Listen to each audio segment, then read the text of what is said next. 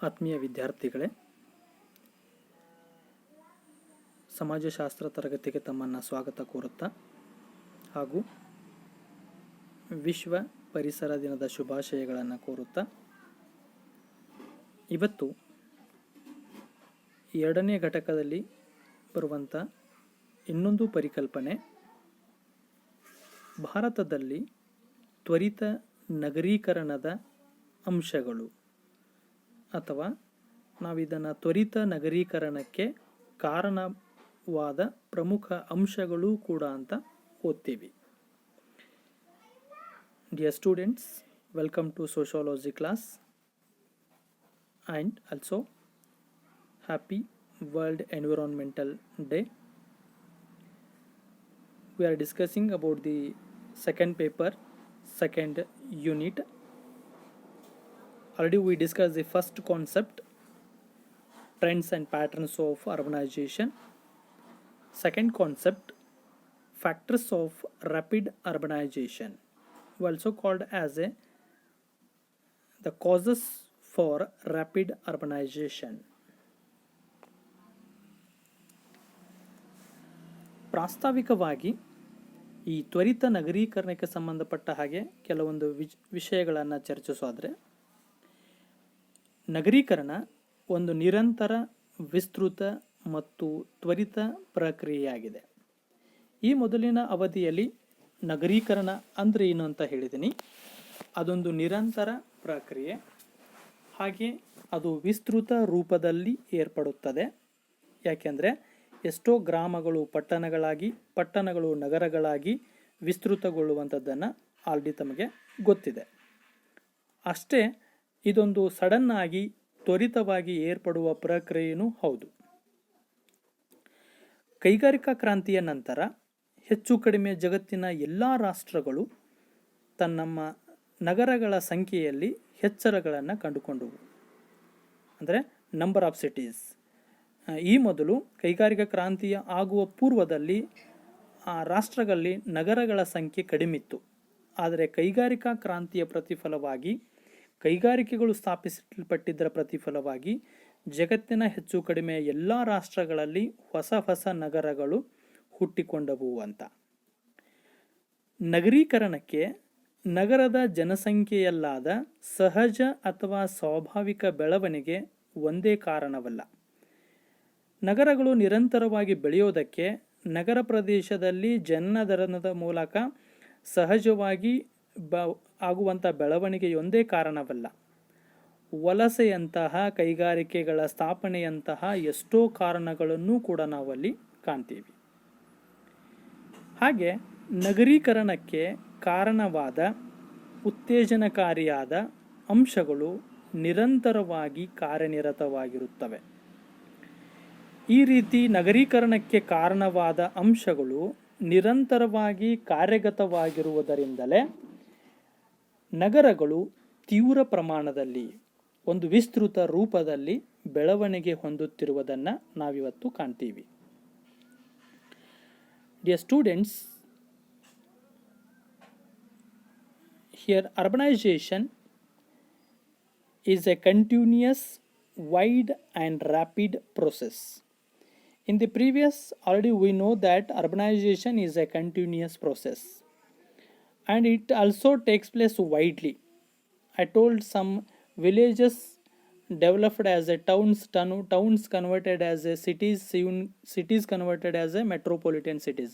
So this is a process which widely takes place, and also it is a rapid process also.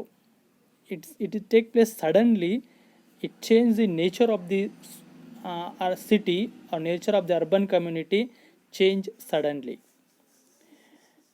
After industrial revolution, almost all the nations of the world, they increase the number of cities. The establishment of large scale industries, almost all the country, they increase the number of towns also. Before the industrial revolution, there are very rare number of cities, almost all the nations in the world. But nowadays, almost all the nations of the world, they increase the number of cities. Natural growth of population in cities is not only a single cause to urbanization. When the growth of population increase in cities by birth rate, it is not a single cause. Natural factor is not only single cause for the rapid urbanization. Even like migration, the establishment of industries, there are so many causes to the process of rapid urbanization, which are inspirable causes always engaged in the process. They may always support to the process of rapid urbanization. When they are always engaged, the growth of the cities, they always support to the process of urbanization. ಹಾಗಾದರೆ ತ್ವರಿತ ನಗರೀಕರಣಕ್ಕೆ ಕಾರಣವಾದ ಅಂಶಗಳು ಯಾವುವು ಅಂತ, ಅಥವಾ ತ್ವರಿತ ನಗರೀಕರಣದ ಅಂಶಗಳು ಯಾವುವು ಅಂತ. ಒಂದು, ಜನಸಂಖ್ಯೆಯಲ್ಲಿನ ಸಹಜ ಬೆಳವಣಿಗೆ ಅಥವಾ ಜನಸಂಖ್ಯೆಯಲ್ಲಾದ ಸ್ವಾಭಾವಿಕ ಬೆಳವಣಿಗೆ. ಈಗಾಗಲೇ ಒಂದು ನಗರ ಪ್ರದೇಶದಲ್ಲಿ ಸ್ವಾಭಾವಿಕವಾಗಿ ಜನಸಂಖ್ಯೆ ಹೇಗೆ ಹೆಚ್ಚಳ ಆಗ್ತದ ಅಂತ ಹೇಳಿದ್ದೀನಿ. ಅದು ಜನನ ದರದ ಮೂಲಕ. ಯಾವಾಗ ಜನರು ಒಂದು ನಿರ್ದಿಷ್ಟವಾದ ಪ್ರದೇಶದಲ್ಲಿ ಕೇಂದ್ರೀಕರಿಸುತ್ತಾರೋ ಅದು ನಗರವಾಗಿ ಬೆಳವಣಿಗೆ ಹೊಂದುತ್ತದೆ. ಯಾವಾಗ ಒಂದು ಪ್ರದೇಶದಲ್ಲಿ ಜನರು ಕೇಂದ್ರೀಕರಿಸಿ ಅದು ನಗರವಾಗಿ ಬೆಳೆಯುತ್ತದೆಯೋ ಅದು ಜನನ ದರದ ಮೂಲಕ ತನ್ನಲ್ಲಿ ಜನಸಂಖ್ಯೆಯನ್ನು ಸೇರ್ಪಡೆಗೊಳಿಸ್ತಾನೆ ಹೋಗ್ತದೆ. ಒಂದು ಅಂಕಿ ಸಂಖ್ಯೆಯನ್ನು ನೋಡಿದರೆ 2001ರ ಜನಗಣತಿಯ ಪ್ರಕಾರ ನಗರ ಪ್ರದೇಶದಲ್ಲಿ ಅಥವಾ ಒಟ್ಟಾರೆ ಜನನ ದರ ಪ್ರತಿ 1000ಕ್ಕೆ 25 ಇತ್ತು. ಹಾಗೆ 2011ರ ಜನಗಣತಿಯ ಬಂದಾಗ ಈಗ ಪ್ರತಿ 1000ಕ್ಕೆ 21.8ರಷ್ಟು ಜನನ ದರ ಇದೆ. ಅದಕ್ಕೆ ವಿರುದ್ಧವಾಗಿ ಮರಣ ದರ ಹೆಚ್ಚಿಗೆಯಾಗುವ ಬದಲು ಕಡಿಮೆಯಾಗಿದೆ. ಮರಣ ದರ 2011ರ ಜನಗಣತಿಯ ಪ್ರಕಾರ ಪ್ರತಿ 1000ಕ್ಕೆ ಕೇವಲ 8.1. ಅದೇ 2011ರ ಜನಗಣತಿಯ ಬಂದಾಗ ಮರಣ ದರ ಪ್ರತಿ 1000ಕ್ಕೆ 7.1. ಅಂದರೆ ಭಾರತದಲ್ಲಿ ಮರಣ ದರಕ್ಕಿಂತ ಜನನ ದರ ಹೆಚ್ಚಿಗೆಯಾಗಿದೆ. ಈ ನಿರಂತರವಾಗಿ ಜನನ ದರದಲ್ಲಾಗಿರುವಂಥ ಏರಿಕೆ ನಗರ ಪ್ರದೇಶದಲ್ಲಿ ಸಹಜವಾಗಿ ಜನಸಂಖ್ಯೆ ಬೆಳೀಲಿಕ್ಕೆ ಕಾರಣ ಆಗಿದೆ. ಈ ಸಹಜವಾದ ಭಾರತದಲ್ಲಿ ಜನನ ದರದ ಹೆಚ್ಚಳವೇ ತ್ವರಿತ ನಗರೀಕರಣಕ್ಕೆ ಅಥವಾ ತೀವ್ರ ನಗರೀಕರಣಕ್ಕೆ ಅದು ಕಾರಣವಾಗಿದೆ. Dear students, some factors of rapid urbanization. The first one, natural increase in population. So already I told, for the process of urbanization, here the first main cause is the when increase of population naturally. When a group of people concentrate in a particular place, then it became or develop as a city. When the people concentrate in a particular area, the later on automatically increase the population by birth rate. So as for the 2001 census, the birth rate was 25 per 1000 births. In 2011 census, it is 21.8 per 1000 births. At the same time, the death rate in 2001 census, it was 8.1 per 1000 deaths. And it is in 2011 census 7.1 per 1000 deaths. It indicates that there is a continuous increase in the birth rate and a decrease in the death rate. there is no balance birth rate and death rate. So because of India always have more birth rate, the always increase in the natural birth rate, it may cause to rapid urbanization. ಎರಡನೆಯ ಕಾರಣ ಅಥವಾ ಪ್ರಮುಖ ಅಂಶ ರಾಜಕೀಯ ಅಂಶಗಳು. ನಗರಗಳು ತ್ವರಿತವಾಗಿ ಬೆಳವಣಿಗೆ ಹೊಂದಲಿಕ್ಕೆ ಎರಡನೆಯ ಅಂಶ ಏನಂತಂದರೆ ರಾಜಕೀಯ ಅಂಶಗಳು. ಕೆಲವೊಂದು ನಗರಗಳನ್ನು ಆಡಳಿತದ ಕೇಂದ್ರಗಳನ್ನಾಗಿ ಗುರುತಿಸಿದ್ದು, ಜಿಲ್ಲೆಗಳನ್ನಾಗಿ ತಾಲೂಕುಗಳನ್ನಾಗಿ ಗುರುತಿಸಿದ್ದರಿಂದ ಆ ಆಡಳಿತದ ಕೇಂದ್ರಗಳು ನಗರಗಳ ಬೆಳವಣಿಗೆಗೆ ಪ್ರಚೋದನೆಯನ್ನು ನೀಡಿದವು ಅಂತ. ಅಷ್ಟೇ ಅಲ್ಲದೆ ರಾಜ್ಯಗಳ ವಿಂಗಡಣೆಯಾದಾಗ ಆಡಳಿತದ ವ್ಯವಸ್ಥೆಯನ್ನು ಕೂಡ ವಿಸ್ತರಿಸಲಾಯಿತು, ಅಧಿಕಾರವನ್ನು ಕೂಡ ವಿಸ್ತರಿಸಲಾಯಿತು. ಪ್ರತಿಯೊಂದು ರಾಜ್ಯವು ತನ್ನ ಆಡಳಿತದ ನಿರ್ವಹಣೆಗಾಗಿ ತನ್ನದೇ ಆಗಿರುವಂಥ ಒಂದು ರಾಜಧಾನಿಯನ್ನಾಗಿ ಮಾಡಿಕೊಂಡಿತು, ಆಡಳಿತದ ಕೇಂದ್ರವನ್ನಾಗಿ ಮಾಡಿಕೊಂಡಿತ್ತು. ಅವೆಲ್ಲವೂ ಕೂಡ ನಗರಗಳಾಗಿ ಬೆಳವಣಿಗೆ ಹೊಂದಿದವು. ಅವುಗಳನ್ನು ನಾವು ರಾಜಧಾನಿ ನಗರಗಳು ಅಂತ ಕರಿತೀವಿ. ಆಡಳಿತಾತ್ಮಕ ಅಥವಾ ರಾಜಕೀಯ ಚಟುವಟಿಕೆಗಳಲ್ಲಾದ ಬೆಳವಣಿಗೆ ಬದಲಾವಣೆಗಳು ತ್ವರಿತ ನಗರೀಕರಣಕ್ಕೆ ಕಾರಣವಾದದ್ದನ್ನು ನಾವಿಲ್ಲಿ ಕಾಣ್ತೀವಿ. Second cause or factor is political factors. Here the extension of administrative centers, they may also cause to introduce new cities like district taluks. When the power administration activities extended to other places, they became as a center of administration. When they became as a center of administrations, they automatically developed as a cities. And after the dividation or reorganization of states, they also extend their administrative activities also. They also extended some offices, and every state has its own capital city, and all the capital cities became cities or big cities.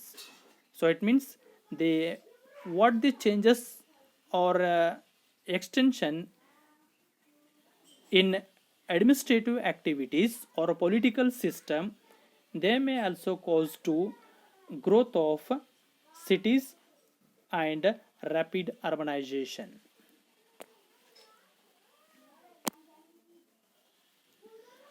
ಮೂರನೆಯ ಕಾರಣ ಭಾಷೆಯ ಆಧಾರದ ಮೇಲೆ ರಾಜ್ಯಗಳ ಪುನರ್ ಸಂಘಟನೆ. So ಭಾರತದಲ್ಲಿ 1947ರಲ್ಲಿ ಸ್ವಾತಂತ್ರ್ಯ ಬಂದ ನಂತರ ಪ್ರಾಂತೀಯವಾರು ಇದ್ದಂಥ ರಾಜ್ಯಗಳನ್ನು ಆಯಾ ಪ್ರಾದೇಶಿಕ ಭಾಷೆಗಳ ಆಧಾರದ ಮೇಲೆ ಹೊಸ ರಾಜ್ಯಗಳನ್ನಾಗಿ ಸ್ಥಾಪನೆ ಮಾಡಲಾಯಿತು. ಯಾವಾಗ ಕೇಂದ್ರ ಸರ್ಕಾರ ಈ ಥರ ಹೊಸ ರಾಜ್ಯಗಳನ್ನು ಪ್ರಾದೇಶಿಕ ಭಾಷೆಗಳ ಆಧಾರದ ಮೇಲೆ ಸ್ಥಾಪನೆ ಮಾಡಿತೋ, ಆಯಾ ರಾಜ್ಯಗಳು ತಮ್ಮದೇ ಆಗಿರುವಂಥ ಒಂದು ಅಸ್ತಿತ್ವವನ್ನು, ಆಡಳಿತ ವ್ಯವಸ್ಥೆಯನ್ನು, ಚಟುವಟಿಕೆಗಳನ್ನು ನಿರ್ವಹಿಸಲಿಕ್ಕೆ ಪ್ರಾರಂಭಿಸಿದವು. ಹೀಗಾಗಿ ಅವೆಲ್ಲ ರಾಜಧಾನಿಗಳಾಗಿ, ಪ್ರಮುಖ ಆಡಳಿತದ ಕೇಂದ್ರಗಳಾಗಿ ಬೆಳೆದು ಬಂದವು. ಉದಾಹರಣೆಗೆ ಕರ್ನಾಟಕ ಇರಬಹುದು, ಚಂಡೀಗಢ ಇರಬಹುದು, ಗಾಂಧಿನಗರದಂತಹ ಎಷ್ಟೋ ನಗರಗಳು ಅಥವಾ ರಾಜ್ಯಗಳ ಸ್ಥಾಪನೆಯಿಂದಾಗಿ, ಭಾಷೆಯ ಆಧಾರದ ಮೇಲೆ ರಾಜ್ಯಗಳ ಪುನರ್ ಸಂಘಟನೆಯಿಂದಾಗಿ ಹೊಸ ಹೊಸ ನಗರಗಳು ಹುಟ್ಟಿಕೊಂಡವು ಅಂತ. Third cos is reorganization of states on linguistic lines. So after independence India, before there is an administration on regional, but the central government reorganized the states based on local languages. When they established states on the basis of local languages, they started to have their own existence or administration or other activities, they may cause to introduce new cities. They may give chance to establishment of different cities like Karnataka, Chandigarh, Gandhinagar. Other states also introduced based on a regional language. They increase the number of cities also. ಇನ್ನೊಂದು ವಿಜ್ಞಾನ ಮತ್ತು ತಂತ್ರಜ್ಞಾನದ ಬೆಳವಣಿಗೆ. So ತಂತ್ರಜ್ಞಾನವನ್ನು ನಾವು ವಿಜ್ಞಾನದ ಒಂದು ಕೊಡುಗೆ ಅಂತ ಕರಿತೀವಿ. ವಿಜ್ಞಾನದ ನಿರಂತರ ಬೆಳವಣಿಗೆಯಿಂದ ಮಾನವನ ಎಷ್ಟೋ ಬೇಡಿಕೆಗಳು ಈಡೇರಿಸಲ್ಪಡುತ್ತಿವೆ. ಆ ಬೇಡಿಕೆಗಳಲ್ಲಿ ಮಾನವನ ನಗರದ ಐಷಾರಾಮಿ ಜೀವನ ಶೈಲಿಯೂ ಕೂಡ ಒಂದಾಗಿದೆ. ಈ ಥರ ಐಷಾರಾಮಿ ತನ್ನ ಉದ್ಯೋಗಾವಕಾಶದಂತಹ ಎಷ್ಟೋ ಭೌತಿಕ ಬೇಡಿಕೆಗಳನ್ನು ಈಡೇರಿಸುವ, ಆಧ್ಯಾತ್ಮಿಕ ಬೇಡಿಕೆಗಳನ್ನು ಈಡೇರಿಸುವಂಥ ಒಂದು ಅಂಶವಾಗಿ ವಿಜ್ಞಾನ ತಂತ್ರಜ್ಞಾನ ಬೆಳೆದು ಅವು ಎಷ್ಟೋ ನಗರಗಳು ಬೆಳೆದು ಬರಲಿಕ್ಕೆ ಕಾರಣವಾಯಿತು ಅಂತ.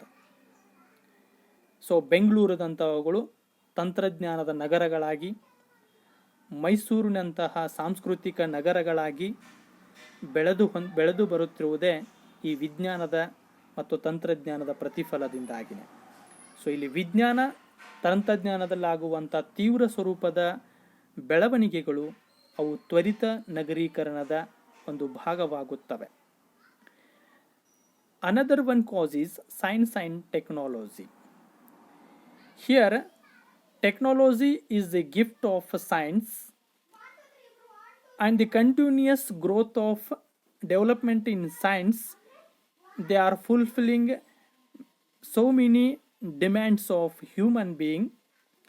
Among the demands, the luxurious city life also one.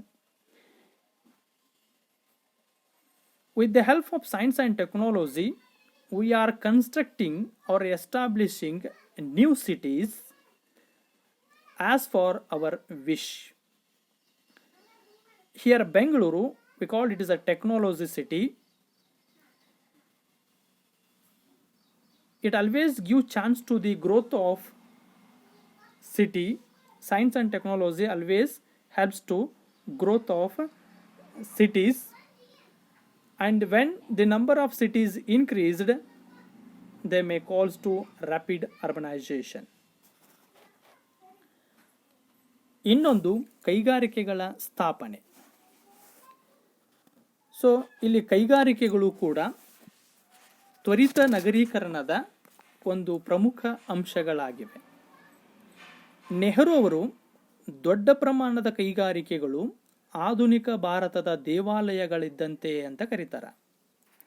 ಅಂದರೆ ದೊಡ್ಡ ಪ್ರಮಾಣದ ಕೈಗಾರಿಕೆಗಳ ಸ್ಥಾಪನೆಯಿಂದ ಅವೆಲ್ಲವೂ ನಗರ ಬೆಳವಣಿಗೆಗೆ ಪ್ರಚೋದನಕಾರಿ ಅಂಶಗಳೇ. ನೆಹರು ಅವರು ಕೈಗಾರಿಕೆಗಳ ಬೆಳವಣಿಗೆಗೆ ಹೆಚ್ಚು ಆದ್ಯತೆ ಕೊಟ್ಟಿದ್ದೆ ಹೊಸ ಕೈಗಾರಿಕೆಗಳನ್ನು, ದೊಡ್ಡ ಪ್ರಮಾಣದ ಕೈಗಾರಿಕೆಗಳನ್ನು ಎಲ್ಲೆಲ್ಲಿ ಸ್ಥಾಪಿಸಲಿಕ್ಕೆ ಅವಕಾಶ ಕೊಟ್ಟರೋ ಅವೆಲ್ಲವೂ ಕೂಡ ಇವತ್ತು ದೊಡ್ಡ ನಗರಗಳಾಗಿ ಬೆಳೆದು ನಿಂತಿವೆ. ಅಂದರೆ ಕೈಗಾರಿಕೆಗಳ ಸ್ಥಾಪನೆಯು ಕೂಡ ನಗರ ಬೆಳವಣಿಗೆಗೆ ಒಂದು ಕಾರಣೀಭೂತ ಅಂಶ ಅನ್ನುವಂಥದ್ದನ್ನು ಕಾಣ್ತೀವಿ. ಹಾಗೆ ಆಗಾಗ ಕಾಲ ತಕ್ಕಂತೆ ಸರ್ಕಾರಗಳು ಒಂದು ಹೊಸ ಕೈಗಾರಿಕಾ ನೀತಿಗಳನ್ನು ಜಾರಿಗೆ ತರ್ತಾ ಇರುವಂಥದ್ದು ಹೊಸ ಪಟ್ಟಣ ನಗರಗಳ ಅಸ್ತಿತ್ವಕ್ಕೆ, ಬೆಳವಣಿಗೆಗೆ ಅವಕಾಶ ಕಲ್ಪಿಸಿಕೊಡುತ್ತಿವೆ. ದೊಡ್ಡ ಗಾತ್ರದ ಸಾರ್ವಜನಿಕ ಉತ್ಪಾದನಾ ಘಟಕಗಳನ್ನು ಇವತ್ತು ಸರ್ಕಾರಗಳು ಸ್ಥಾಪಿಸ್ತಾ ಇರೋದರಿಂದ, ವಿಸ್ತರಿಸ್ತಾ ಇರೋದರಿಂದ ಅವು ಇವತ್ತು ಹೆಚ್ಚು ಉದ್ಯೋಗಾವಕಾಶಗಳನ್ನು ನೀಡಿ ಗ್ರಾಮೀಣ ಪ್ರದೇಶದಿಂದ ಯುವಕರನ್ನು ತನ್ನ ಕಡೆಗೆ ಸೆಳೆದು ಜನಸಂಖ್ಯೆಯನ್ನು ತನ್ನಲ್ಲಿ ಸೇಕರಿಸಿಕೊಂಡು ತ್ವರಿತ ನಗರೀಕರಣಕ್ಕೆ ಒಳಪಡುತ್ತಿವೆ. ಇವತ್ತು ನಗರ ಪ್ರದೇಶದಲ್ಲಿ ಏನಾದರೂ ಜನಸಂಖ್ಯೆಯ ಪ್ರಮಾಣದಲ್ಲಿ ಏರಿಕೆಯಾಗಿದೆ ಅಂತಂದರೆ ಅದಕ್ಕೆ ಕೈಗಾರಿಕೆಗಳ ಸ್ಥಾಪನೆ, ಅವುಗಳು ಕೊಡ್ತಾ ಇರುವಂಥ ಉದ್ಯೋಗಾವಕಾಶಗಳು, ಅವುಗಳು ನೀಡುತ್ತಿರುವಂಥ ಸೌಲಭ್ಯಗಳೇ ಕಾರಣಗಳು. ಹಾಗೆ ಕೈಗಾರಿಕೆಗಳು ಎಷ್ಟೋ ಬೇಡಿಕೆಗಳನ್ನು ಈಡೇರಿಸ್ತಾ ಇರೋದ್ರಿಂದ ಇವತ್ತು ಜನ ನಗರ ಕಡೆಗೆ ವಲಸೆ ಹೋಗುವಂಥದ್ದು, ನಗರ ಜೀವನಕ್ಕೆ ಅಣಿಯಾಗುವಂಥದ್ದು ದಿನದಿಂದ ದಿನಕ್ಕೆ ಏರುತ್ತಲಿದೆ. Another one, establishment of industries. Nehru rightly told that big industries are the temples of modern India ಅಂತ. When he give chance to establishment of big industries in India, and where the industries are introduced or established, they became nowadays the big cities. It means the establishment of industries also give chance to rapid urbanization. So maximum youths are migrated to urban area because the industries are providing job opportunities and luxurious life, and also they are fulfilling a lot of demands of people. And the governments also introducing now new industrial policies. They are also helpful for the extension of industries, establishment of industries, and they may cause to rapid urbanization. And also large scale public sector units also established throughout the nation, and they also providing job opportunities and some basic necessities or goods. They may cause to rapid urbanization. So here in establishment of industries also a big cause to or factor to rapid urbanization. ಆತ್ಮೀಯ ವಿದ್ಯಾರ್ಥಿಗಳೇ, ಇನ್ನುಳಿದ ಕಾರಣಗಳನ್ನು ಅಥವಾ ಅಂಶಗಳನ್ನು ಮುಂದಿನ ಅವಧಿಯಲ್ಲಿ ಚರ್ಚಿಸೋಣ. ಧನ್ಯವಾದಗಳು.